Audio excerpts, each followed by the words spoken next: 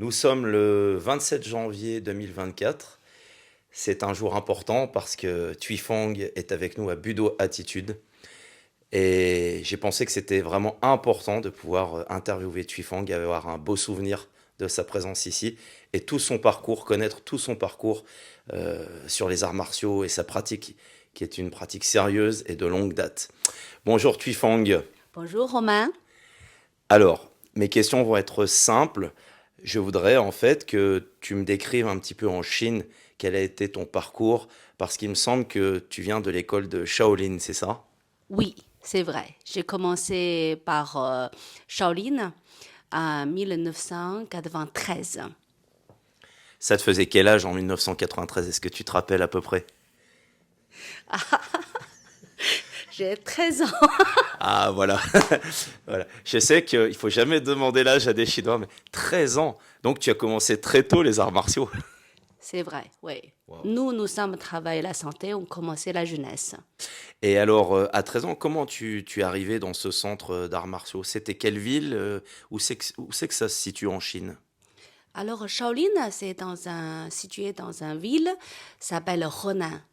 Et ma province, c'est Hebei, qui est une province qui s'appelle Sud et ma province s'appelle Nord. Donc, on est les deux provinces qui sont très proches. Dans mon ville, les pratiques de Tai Chi, Qigong, c'est presque tous les matins et tous les soirs. Les gens qui pratiquent tous les jours, on se connaît par cœur. Donc, et vis-à-vis, comme dans ce côté, j'adore faire le kung fu. Et aussi le Shaolin qui est très proche de nous. Et au-delà, j'ai commencé à proche en travail professionnellement, études professionnellement et dans le temple de Shaolin. Alors, pour que tout le monde comprenne comment ça se passe, c'est une passion et tu as introduit dans ces écoles-là, c'est tes parents. Comment ça se passe pour entrer dans ces écoles à Shaolin, c'est ça? Oui, à l'époque, en 1993, une fille n'a pas le droit de vraiment dans le temple de Shaolin. Et Kung Fu, c'est connu dans le tout public chinoise, mais une fille qui a envie d'apprendre le Kung Fu, si c'est pas vraiment envie, en généralement les parents ne laissent pas. Alors, je suis très contente que j'ai un de parents qui me soutient beaucoup, beaucoup. Et aussi derrière notre ville et tous les gens qui pratiquent, et ça se lit dans mes yeux. Et j'ai grandir dans cette province parce que mon province, Hebei, c'est des villes de Taiji. Donc, ce côté, il est déjà, moment, il est approche vers art martial. Et moi, c'était quelqu'un qui j'adore la santé, j'adore, je me suis dit, comment le mouvement, ça peut améliorer le souffle, qui travaille la pensée, qui se garde la santé. Je suis curieux dans ce côté. Et donc, et maman, j'ai envie de continuer à approfondir ça dans ce chemin. Et j'adore le Kung Fu Shaolin. Et je commençais vraiment envie de chercher vers Temple Shaolin. Et où là, je travaille 3 ans et très dur. Waouh, 3 ans. Donc, tu étais avec des maîtres qui t'ont appris, avec d'autres élèves, j'imagine. Et comment ça se passe, cette progression là-bas à Shaolin pour quelqu'un de 13 ans? Comment ça se passe pour une fille du coup de 13 ans? Tu as dû certainement faire des résultats, prouver dans le combat. Comment ils t'ont évalué donc dans cette école? Alors déjà, tous les matins, on se lève à 6 heures du matin. Et premier mouvement, c'est courir. Et on courait dans la montagne. Donc, il y a 30 minutes de réchauffement, courir dans le vallée de Shaolin. Et ensuite, on a 1 heure de traitement de la base.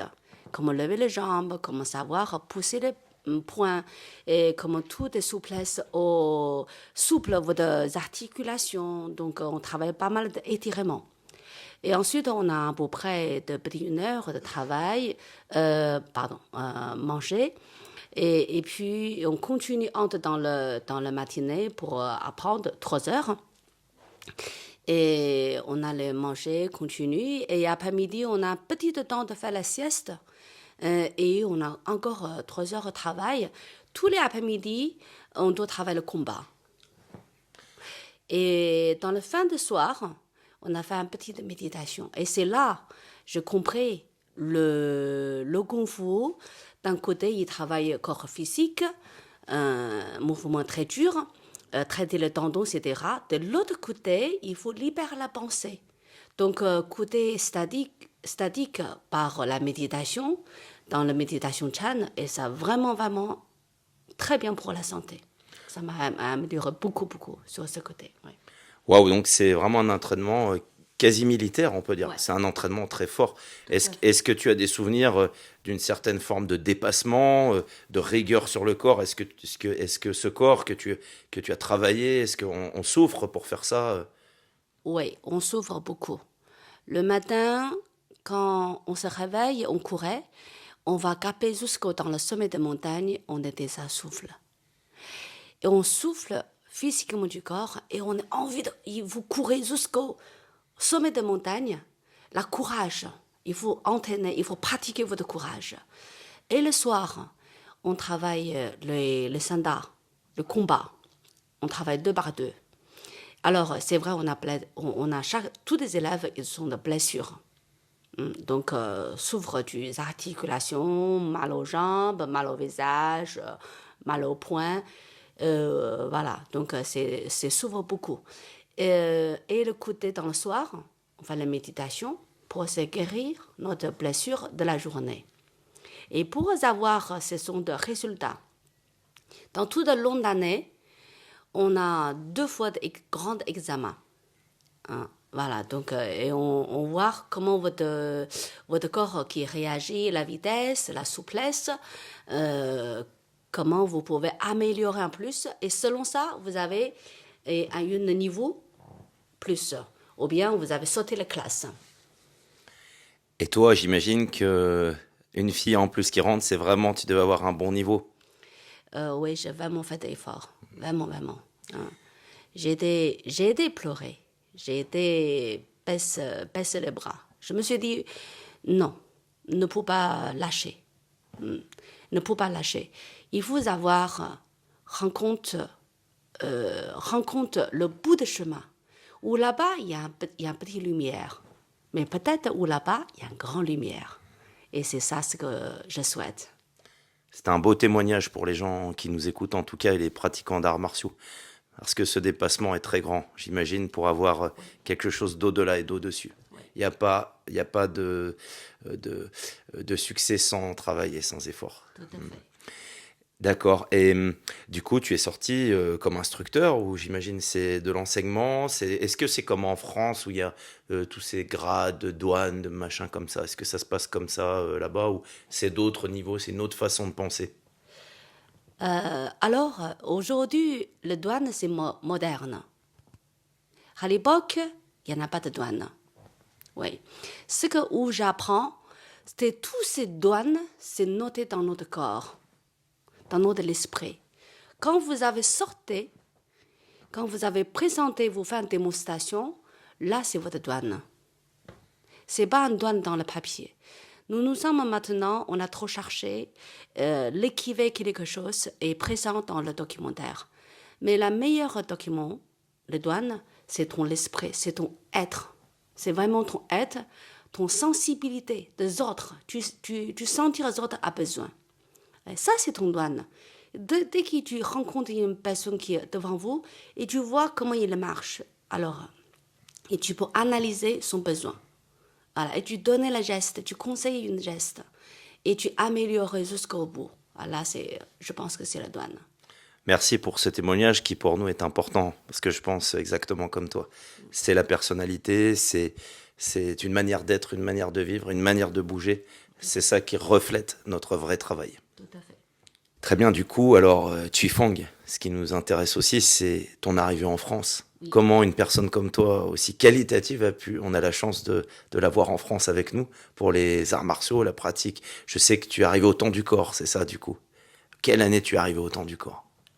2008. Alors, ces histoires, je vais commencer trace par Shaolin. À finir mon étude, j'ai la chance qui est dans un militaire et où je travaille Qigong pour la santé. Et où je continue étude les énergies quantiques. Ça, c'est en Chine alors. Ça, c'est en Chine. Et j'ai la chance dans la militaire, qui est vraiment l'équipe qui cherchait l'énergie. Et on peut travailler soi-même, renforcer soi-même. Et au-delà, on peut projeter l'énergie. C'est-à-dire, c'est comme vous avez à apprendre plein de choses. Dans cette étude, j'apprends l'acupuncture, les pharmacopées, les massages, le tout est feng shui, l'énergie, qui est l'ensemble, qui est vraiment ensemble. Alors, c'est un lieu pour approfondir. J'ai la chance de travailler ici, à Pékin, 11 ans. Et c'est un centre qui est recherche, on est bien d'accord. Donc, il est obligé de rencontrer tous les médecins et tous les grands maîtres. Mon maître, Maître Cohen, qui est à Paris, qui est en France, elle, c'est un grand maître. Elle a développé le Qigong en France.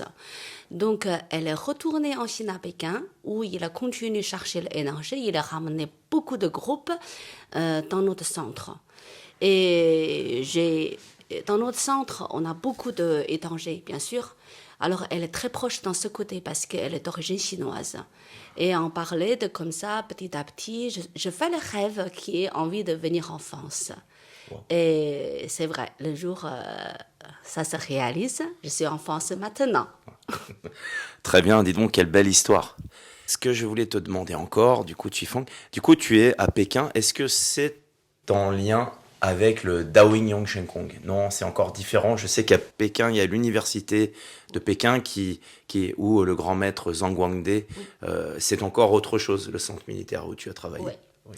En centre militaire, on a un grand recherche, on a une groupe qui est très fort. Et on se rencontre tous les grands maîtres dans toutes les montagnes sacrées. Hein.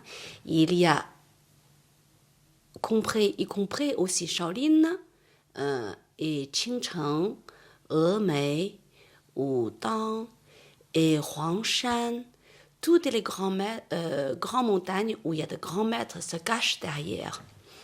Alors donc, on a le sens, mais à l'époque, je ne connaissais pas trop.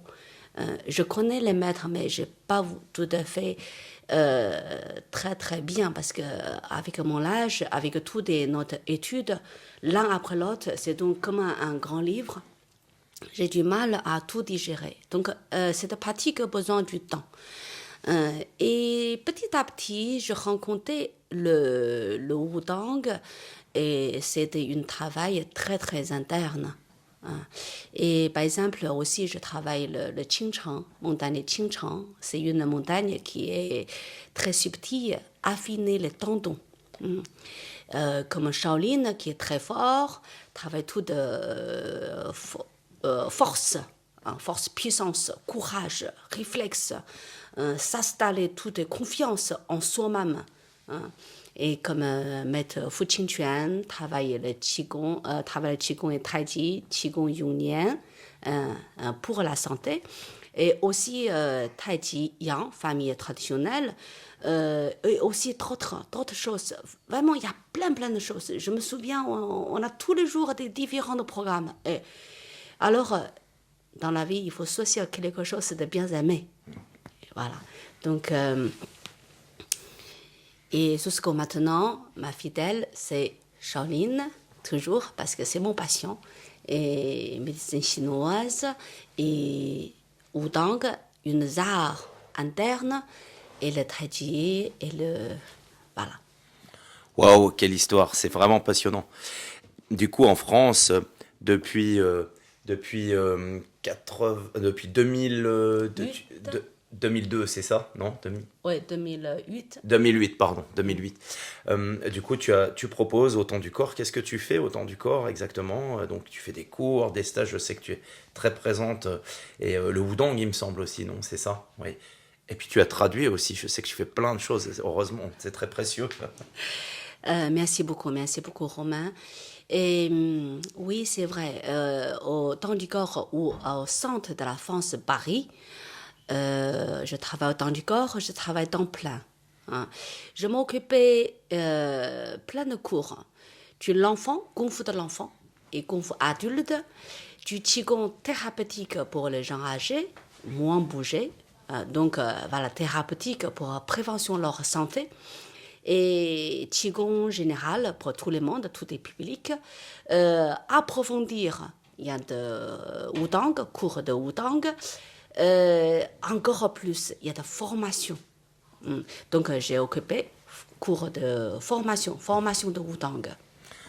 En tout cas, moi qui te fréquente depuis un moment, avec les temps du corps, vraiment, je voudrais te dire qu'on a de la chance de t'avoir. Tout ce travail que tu fais, c'est très visible. Et comme tu le dis, ça se reflète à travers ce que tu es, ton sourire, ta générosité. Et c'était important pour nous, à Buto Attitude, de faire cette interview de toi pour bien te connaître et te permettre d'aller en avant. Parce que je pense qu'en France, on a la chance d'avoir une personne comme toi, avec le parcours que tu as, la qualité de travail que tu fais.